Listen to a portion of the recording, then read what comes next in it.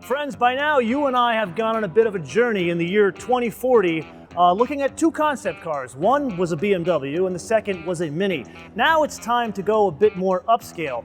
But being this is somewhat of a special car, I figured we'd do something different and bring in a special guest. So rather than me kind of meandering on the design details and generally geeking out about a car, I'm going to have an old friend of the show come on and let him geek out with me.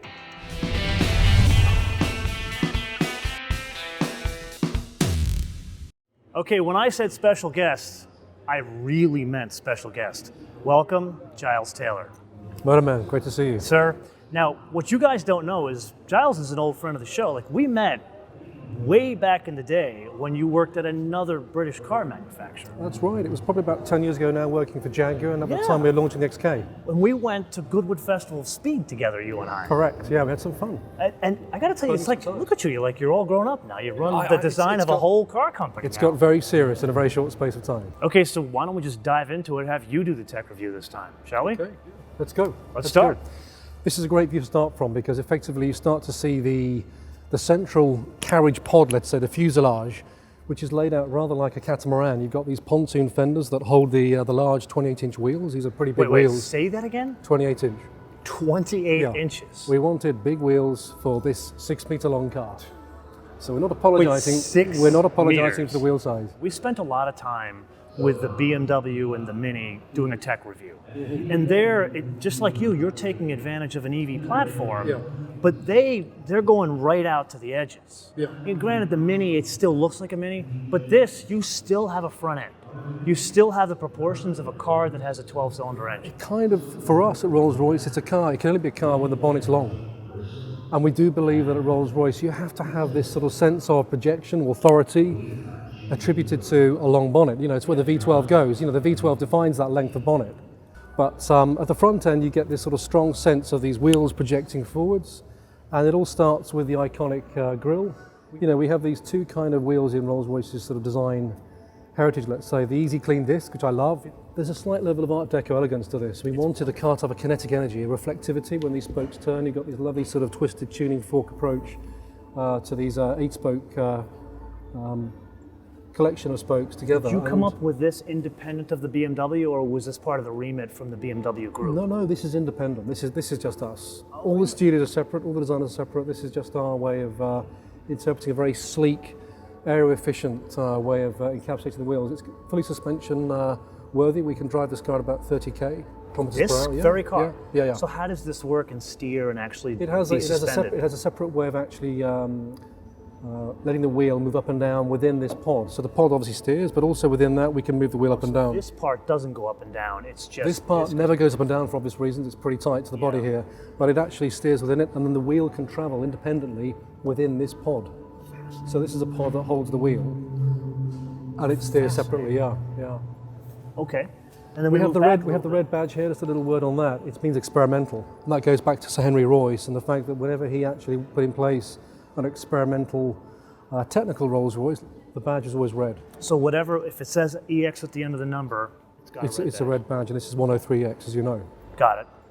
And then talk to me about what's going on here. It's like a flying buttress almost. Yeah, back to the catamaran feel. We've got this central pod that allows the air to come through and whip around the vehicle. I think I mentioned before that we had motor at the front, motor at the back, over the front and rear axles. So centralized. 2 motors or 4 motors? 2 motors. 2 motors. Yeah, wow. 2 motors centrally located on the front and rear axles. And we'd anticipate for those motors to work simultaneously or independent of each other?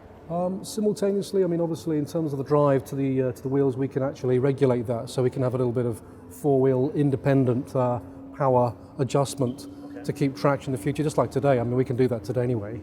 Okay. But we'd look to enhance that level of dynamic control in the future. Okay. And then what happens here with all this? Now that you have all this space, what happens here? Well, here's the space. I mean, again, I'm going back to my point I made earlier on. Long bonnets define Rolls-Royce, and I won't give those up easily. I've got to fight for them, especially in this world where the motor's this big versus a V12 this big. Is that a fight at the board level? It's not a fight at board level, but it's a justification based on the fact that in the future, to put a car 6 meters long onto the street, somehow this gets a little bit gratuitous if we can't justify it. And if I ask the guys to maybe drop the luggage compartment, we can just open this panel. Again, you'll see that we package our Grand Tourer suitcases. In this case, Mr. Royce's and Mr. Rolls's. There's 2 on either side, so we can get four Grand Tourers. And if your car arrives into the hotel lobby, then the porter's hand is at the perfect height to take them to your room. That is so this is a little carousel that pops these in and out. And again, neatly justifies why the bonnet's in existence, as it would be if there was a large engine there. So this is a front or a frunk, if you will, and then the motor's up here. Precisely, the motor's just here, centrally mounted. Yeah. Okay, so I understand the concept of catamaran and everything here, but I am noticing some lines that I would see in a Rolls-Royce today. Yes. Yeah, you've got this on Phantom today, Phantom drop head, Phantom coupe. You've got it on Ghost as well, and it's this line that is, we call it the waft line. It's this waftability. I mean, Rolls-Royce are still and will be in the future famous for their magic carpet ride. You know, you're literally floating on air. You shouldn't feel any sense of vibration or necessarily hear the engine. Certainly in the future with electric power, that'll still be the case.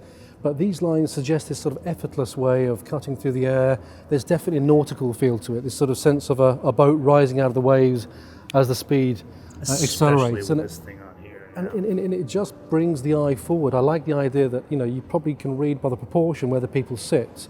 There's this line that sweeps underneath, and it just articulates up to the rear, pretty much where we'd like the people to be.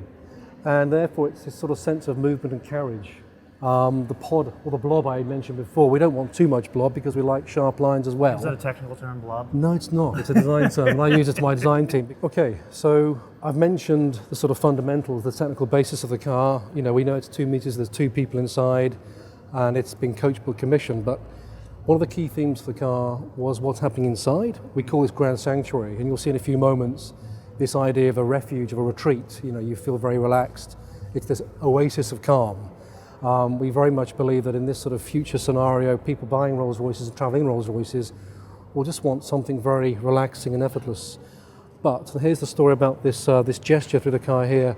We wanted to open the car up and allow you to step in, or maybe more importantly, to allow you to exit the car in a very, very sort of staged and elegant way. Normally, getting out of any car, unless the roof opens up, you are sort of confined by the cant rail or the B-pillar.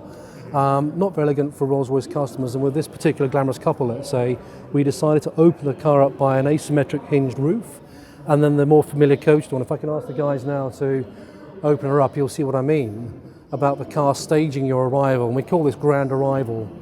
And for the first time, you know, I'll show you in a few minutes, we believe that you can elegantly transition in and out of the car. Wow. Wow. Okay. And there you are. You know, I mean, there. You know, this is that Botticelli moment where suddenly everybody's looking at you. Yeah. If you want that, you don't I necessarily need to have have like a rock that. star rolling out of this thing. Yeah, that's the kind of essence we wanted to, you know. We're here in Hollywood, so Was you know, Mick why Jagger not? in the studio when you designed this thing? We had some fun. Maybe he's around, he can come and have a look at it. But Okay. it's for kind of these big egos, let's say. The car matches the ego. In this case, you know, this is just one of those visions that we thought would work. So I gotta ask, this is very cool. I mean, this is completely wild, but how realistic is something, this is fine, but how realistic is this for production? Why not? A Absolutely, why not? garage, you know, think about this in London, there are garages that are low. And We just don't go up as high. I mean, depending on your height. I mean, if you stand there now, maybe we can load a little bit to get in your garage. But for so me, there could be like a, if I do this, it's just perfect. It's perfect for me to come in and out. It's a caring gesture. We also like this sort of gesture, but if it is sort of raiding lightly, then there's something protecting you. But you can step out without any impediment at all. Can I try that? Yeah, sure. Go Okay, ahead. so don't tell anybody. Okay, here we go. Ready? I'm not watching. Yeah. So we can bring we can bring the roof down to feel your garage different. a little bit. We can get about, I'd say, a foot out of that to help you park it. And then you kept the rear hinge door, which is a hallmark for you guys now. Well, this is kind of, you know, who we are, and you know, we wouldn't let that go. This is a very nice gesture, and as you've just done there, you know, you're walking forwards out of the car rather than having to get round and out. It's a very nice way of. I really do feel gangster rolling out of this thing. But I noticed, okay, you can't not have a Rolls-Royce without. Yeah, we have the umbrellas, so that foggy, rainy day in London. What does the purple signify on the umbrella? Well, the purple is a royal colour, so it's put a bit of nobility back into the car. Oh. Other So than a that, little bit of Elizabeth Virginia in here. there's a little bit of that maybe. Queen Victoria was a big fan of this lovely dark purple. Okay. But that's not the reason. We have two umbrellas. It's obviously a one-sided car, so we put the two umbrellas into the one side. And if I can just draw, your attention to this bench seat, we call it the sort of floating sofa. We've interpreted the rear seat of the Phantom. If you were to put a Phantom here today, that's where you would sit. It's autonomous, so we don't need the chauffeur's seat anymore, and the passenger seat, those have gone. You've got the space, and you've got the perfect view. You can see the beautifully uplit Spirit of Ecstasy, but you can also see your view. Well, why not take a seat? Yeah. Being that this is an English car, I'm going to sit on the driver's side. Okay, feel free. I'm your guest. I'm your guest. This is quite flash. And it's quite reduced. I mean, this is the side of Grand Sanctuary that we felt very keen on instilling, is this sort of sense of calm, nothing threatens the eye, beautiful materials, fantastically crafted in the fullness of the tradition of Rolls-Royce. I'm seeing a lot of interesting textures we haven't seen before, like the texture of the couch, the texture of the wood here, and the texture of, I don't even know what this is. That's wool. That's This woven is fabric. wool? Yeah, it's wool. It's a woven fabric that we designed. This is silk. I've never seen a wool like this. Yeah. No, it's a very fine technical weave, but it's 100% wool. So not only did you do the design and the actual modeling, but you did totally new textures in 2 months. Yeah. We've designed all the textures on the leather and I wouldn't even call it a fascia, it's like a mantelpiece with a clock on it. And that's another point whereby the only actual sort of piece that your eye falls on as a sort of jewellery piece or an analogue piece is this lovely clock, as though it's on the mantelpiece of your It does look your like a bit of a fireplace at fireside home. chat. Yeah, I feel and like then I need to put a sweater on. And that point alone is the reason why we wanted this lovely clean screen here in OLED, was to let the materials work behind them. You're not going to close those off. When you want to watch a movie, FaceTime, see the Bloomberg stocks, you can just interact with that screen effortlessly. And that's my next point. How do we connect with the car? And it's through voice. And it's this idea of the virtual assistant. So there's no unified controller anymore. We don't need one. You just talk. In the future, we believe that voice control will be everything. She knows your voice. She knows my voice. Maybe it's a she. Well, in this case, it's Eleanor. Oh, it's Eleanor Thornton. The actual Rolls-Royce. Yeah. So in 1911, she posed for the sculptor Charles Sykes somewhere in London. And that's when she became the iconic decadent motif for our mark, yeah. And for the first time in the history of the brand, here with this car, we bring her voice to life. She will be the artificial intelligence of Rolls-Royce in the future, let's say. So be honest, who came up with that idea of giving her a voice? That was design. Hello, I'm Eleanor, the Rolls-Royce Spirit of Ecstasy. I'm able to be here with you for the first time in over 100 years, thanks to this visionary experimental car from Rolls-Royce. Now, let's run through your evening itinerary.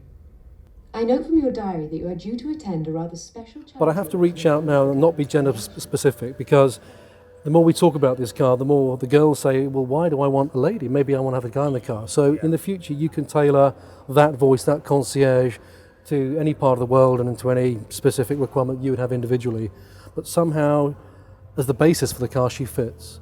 And she's predictive, she's intelligent, she knows all about you, she can see you, she knows your favourite restaurant, she knows which table you sit at, she knows the weather's good, bad, she'll take you wherever you want to go. She can yell at you when you're being a jackass. She can say you've had a bad day, calm down, I'll take you home, and just, get... That's fantastic. Yeah. Okay, so Giles, it's always great seeing you. You too, But MotoMan. there's something very special about this experience, because how many people have actually got to sit in this thing that's not you or your design? I think you're the third person to sit in this car ever.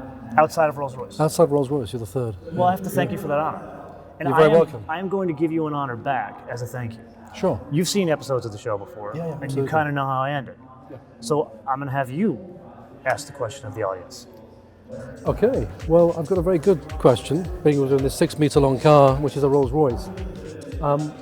My question back to the audience would be, can we do this? 2040, can we put a car that is nearly 6 metres long, that has sustainability, we have a greener, emission-free drivetrain, but this sort of sense of luxury, is there a space, is there a room for silk-trimmed sofas, 28-inch wheels, are we on the right track here? And I think we feel a conviction that these kind of cars will always have relevance to our super luxury customers.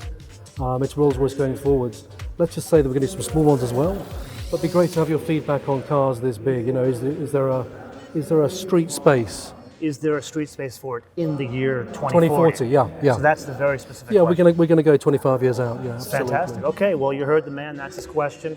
And don't just answer yes or no. Give us, I want them to give us a reasoning and also what region of the world they're from, because I'd like to see some responses from where you would drive a car like this. You know, on Orchard Road, on the Kings Road, or here on Rodeo Drive. Absolutely. We'd love to see that. Yeah. So let us know in the comments below or via our social media, MotoManTV all one word, MotoManTV all one word, Facebook, Twitter, and Instagram. And with that, I want to leave you with two things. Number one, make sure you download our fancy new mobile application, which you can download for free at Apple iTunes and Google Play. By the way, have you downloaded our app? Good. It's there. It's right. I didn't know we made it for Rolls-Royce, but there you go. No, here it is. And we are also live on five international airlines. And I want to leave them with a fun fact. Okay. And I know this about you, but you currently don't have a classic car. What in my garage? You don't. You've got a garage. You got two now, but you don't have a classic car. I'm too busy getting myself hooked up with houses in Germany right now. Yeah. And with my wife, my family, we said, okay, let's get the property. We've got the double space garage. Next year. Okay, so we we're gonna help you pick out a classic car back then. We'll do another episode, and we'll leave a question for the audience to help us decide what you're gonna get. That'll be cool. Okay. Until Great. then, bis später. Cheers, guys. I love the theater of this whole thing. Here we go. I feel like I'm gonna go to space now. We're ready to get up Pacific Highway.